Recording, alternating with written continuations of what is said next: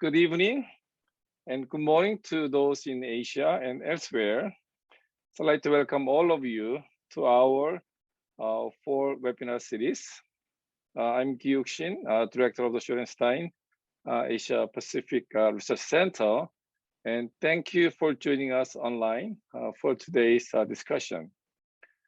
So this is the fourth of our four-quarter series, Perfect Storm, Climate Change in Asia.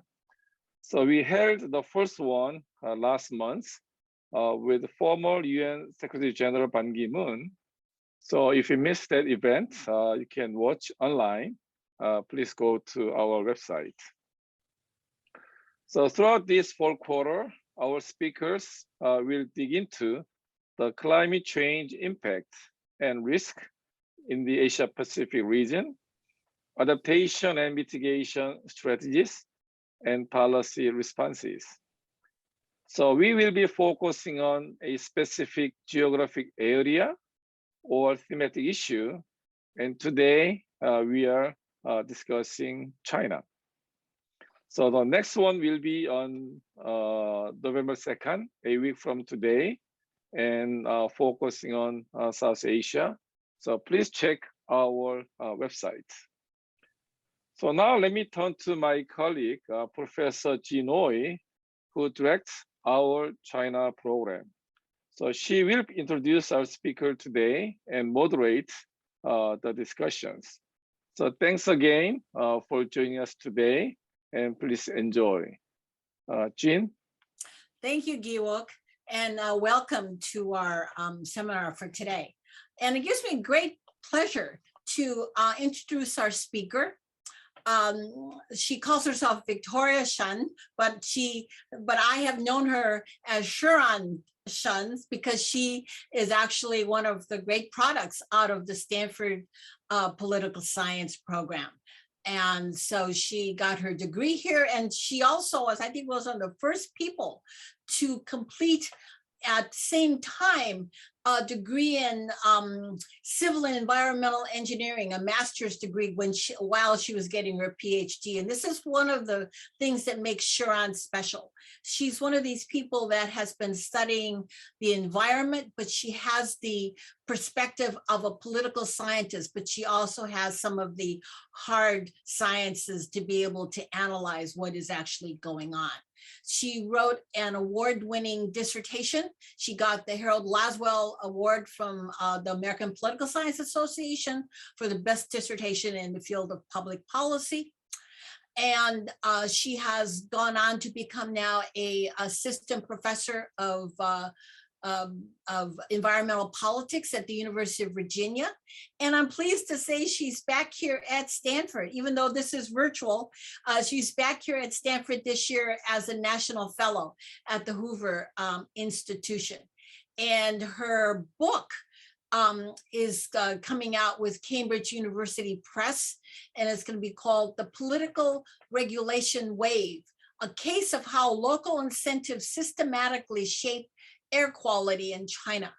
And this is like a perfect book for her to be talking about, because I think she's going to be taking that, the research that she did on policy implementation, and sort of tie it to what that means for China sort of tackling climate change and trying to reach carbon neutral, and which is actually going to be the topic of her next book. So Shiran, I will turn it over to you, but first let me say that I will be curating questions after your talk. So for those in the audience, please put your question in the Q&A box, and hopefully we'll get to quite a few of them. So I turn it over to you, Shiran. Welcome back. All right, thank you, Jane, for a very generous introduction, and I am beyond thrilled to be back on the farm this year. I want to congratulate APARC for putting together a very exciting series on climate change in Asia, right ahead of COP26 in Glasgow. So I also want to thank APARC and the China program for inviting me to be the speaker for today. So I prepared some slides, and which I will share screen right now. So China and climate change is a very, very large topic, and we can go on talking about it for hours. But we only have about 50 minutes together in the session today. So I asked myself, what is this one message that I hope the audience can walk away with? So I settled on this one. While policy signals from the highest level are important, local actions are central to achieving carbon neutrality goal in China. All policy is implementation and all politics is local. And in the next couple of slides, I will be going through the following items. So I will first provide an overview of China's carbon emissions status, its recent climate pledges, how local politics would influence implementation, with particular focus on the link between local political incentives and air pollution regulation. I will talk briefly about the forthcoming book that Jean just mentioned, and also its lessons for China's current as well as ongoing future efforts to combat climate change. And finally, I will be talking about why it is important to decarbonize fast, but not too fast. So the graph here shows a country share of global carbon dioxide emissions. We can see that the white line here represents the United States. The gray line here represents the European Union, including the current 27 member states. The orange line represents China and the teal line represents India. So for a very long time, the United States was the largest carbon emitting nation in the world. However, things changed in year 2006 as China overtook the US to become the largest carbon emitting nation. And according to BP's estimate, carbon emissions from China contributed to about 31% of global emissions last year. In the past decade, China has made a series of increasingly ambitious climate pledges, and I will highlight the most recent ones in the next few slides. So in September 2020, at the UN General Assembly, President Xi Jinping announced via video link that China would scale up its intended nationally determined contributions under the Paris Agreement by adopting more vigorous policies and measures. The country is slated to achieve carbon peak by year 2030 and carbon neutrality by 2060. And this climate pledge is widely considered the most ambitious of any country to date, especially since China, the world's largest carbon emitting country, is still developing its economy. In December 2020, at the Climate Ambition Summit, the President Xi Jinping vowed to cut carbon intensity, which is the carbon dioxide emissions per unit of GDP, by at least 65%, which is up from a previous goal of up to 65%. And also increase the share of non-fossil fuels in primary energy consumption to around 25% by 2030. Increase forest stock by 6 billion cubic meters above 2000 levels by 2030, and bring the total installed capacity of wind and solar power to over 1,200 gigawatts by 2030.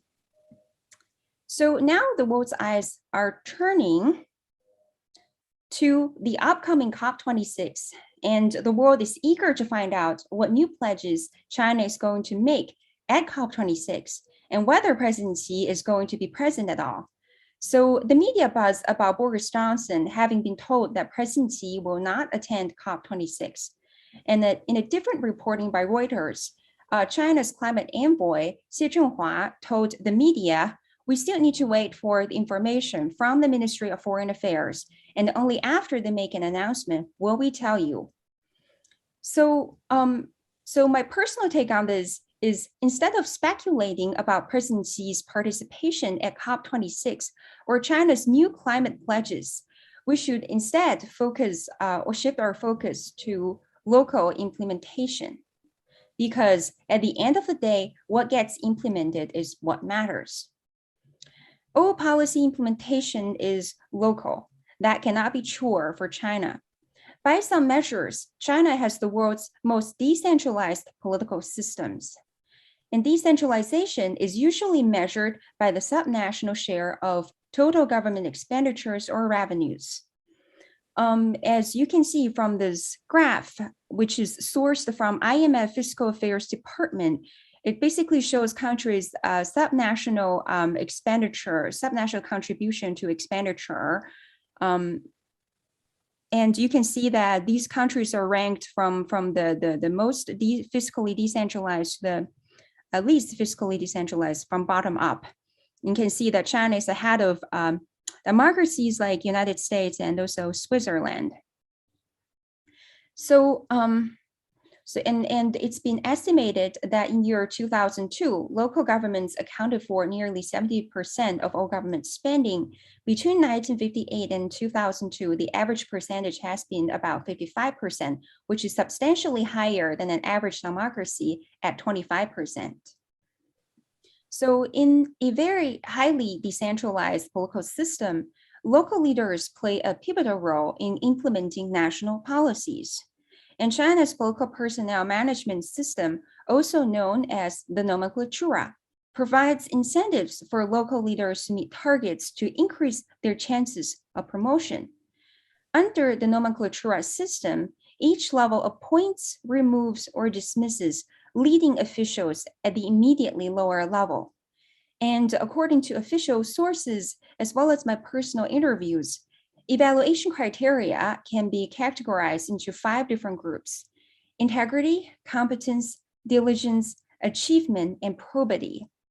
Before the 18th Party Congress in 2012, evaluation of competence and achievement focused mostly on the ability to maintain social stability and also grow the local economy. After the 18th Party Congress in 2012, the status of environmental protection augmented substantially and also became more important to be uncorrupt. So local incentives can play a huge role in shaping local air pollution regulation. So in my forthcoming book at Cambridge University Press, entitled "The Political Regulation Wave: A Case of How Local Incentives Systematically Shape Air Quality in China," I study the link between local leaders' incentives promotion and their efforts to reduce emissions of air pollutants. And the book also shows that local leaders ordered, the main argument is this, it shows that local leaders ordered different levels of air pollution regulation based on what they perceived their political superiors to desire. So the book also found some nuance, basically that local leaders' incentives for promotion heavily influence their attempts to regulate pollutants. However, the actual effectiveness of their efforts depends on the level of ambiguity involved in controlling a particular pollutant, especially with regards to the complexity of a pollutant's emission sources and formation processes. So to demonstrate this, I compared the case of controlling sulfur dioxide and also the case of controlling fine particulate matter, which is also known as PM2.5. PM2.5 refers to particulate matter whose diameter is smaller than 2.5 micrometers. It is smaller than even, as you can see in the figure, even smaller than 1/30th of a normal human hair. Due to its small size, it can travel deep into the lung and trigger stroke and cause cancer. It is the most dangerous type of air pollution.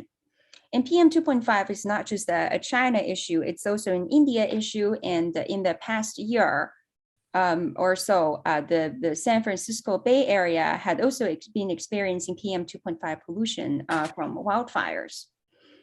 So a major difference in terms of regulating these 2 types of pollutants is that SO2 is generated primarily by the industrial sector, and it is straightforward to control it by installing and operating specialized scrubbers.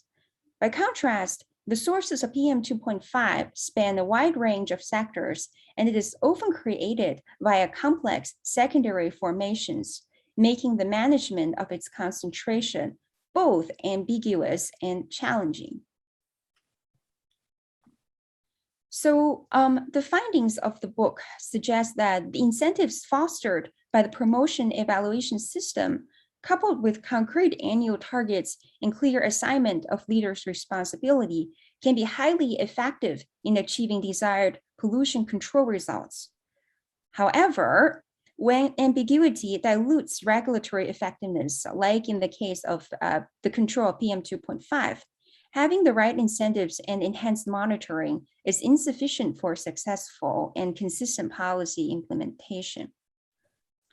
So what lessons does China's war on air pollution offer for its current and future efforts to combat climate change?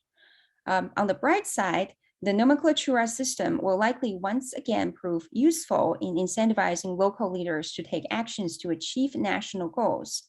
However, for local efforts to be effective, it is critical to reduce ambiguity in two forms. So for the policy implementation scholars in the audience, you would be familiar that ambiguity comes in two forms: the ambiguity of goals and the ambiguity of means. So integrating climate goals into short-term plans and clearly assigning concrete responsibility can set up a desired incentive structure for local leaders and also reduce the ambiguity of goals for individual actors. And when it comes to reducing ambiguity of means, it is quite important to inventory carbon emissions, how much each organization emits, and specify how reduction of emissions happens, and also having accountability mechanisms in place. And on the not so bright side, implementing carbon reduction policies is in some respects more ambiguous than reducing air pollution.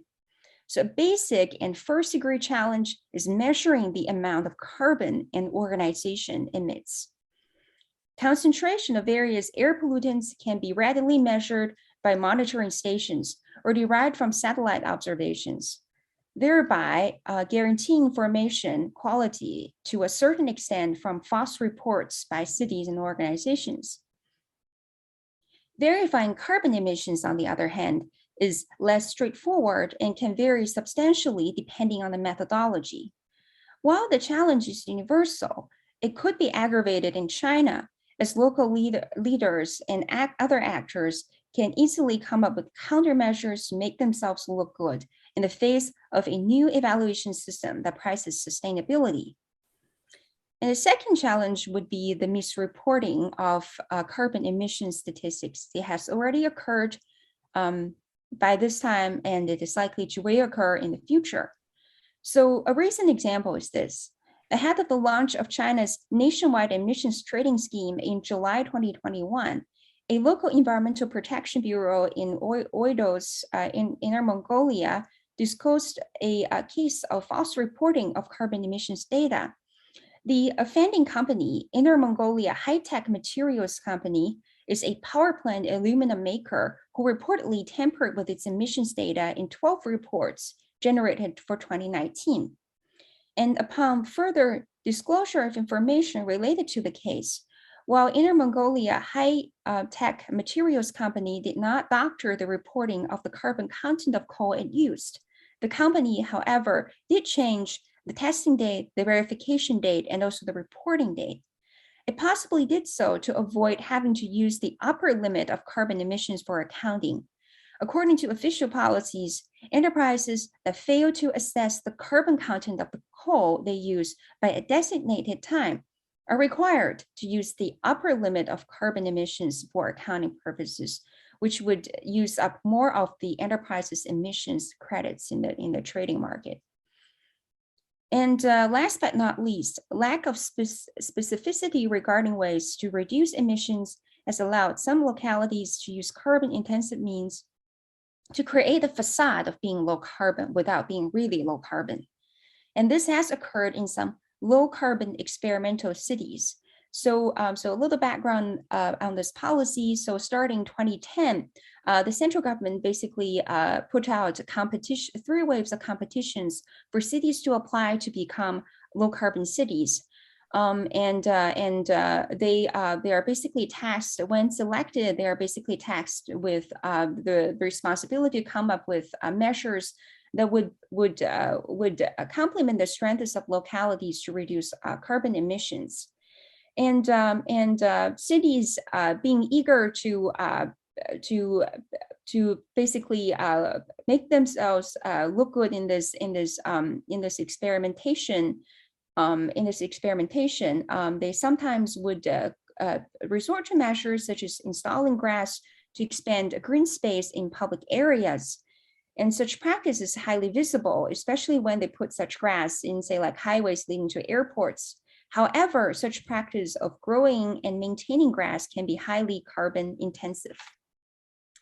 So in reducing the ambiguity of means, it will be very important to clarify methodology and procedures in inventorying carbon emissions, specifying how reduction happens for individual sectors, and also maintaining accountability mechanisms.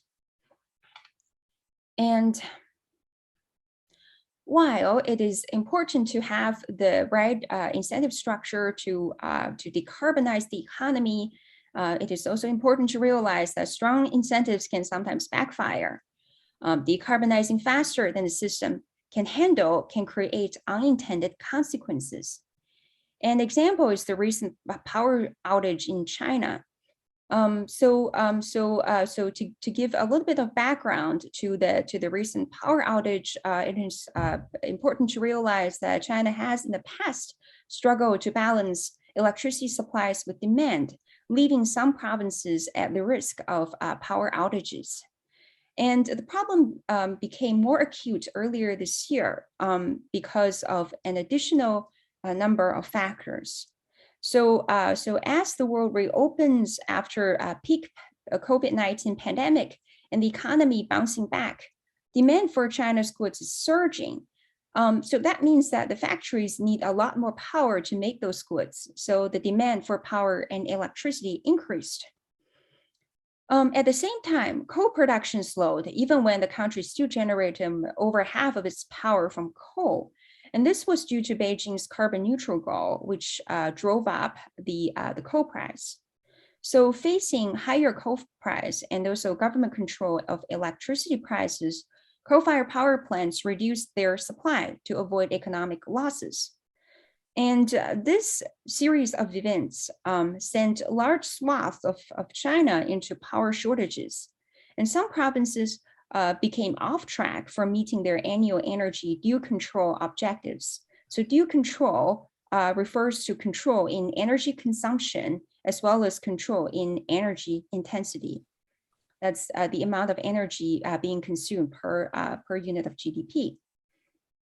And so these provinces that became off track resorted to power rationing as a quick measure to basically try to get back on track for those objectives. So with that, I will come to the recap of the various points I expressed in the earlier slides. So local actions are central to achieving carbon neutrality goal in China. The right incentives and sufficient monitoring may not be enough in achieving desired results. Reducing regulatory ambiguity in terms of both goals and means also matters. And finally, it's very important to realize that strong incentives can sometimes backfire. It's important to decarbonize fast, but not too fast. And I thank you for your time, and I look forward to having a fruitful discussion with you.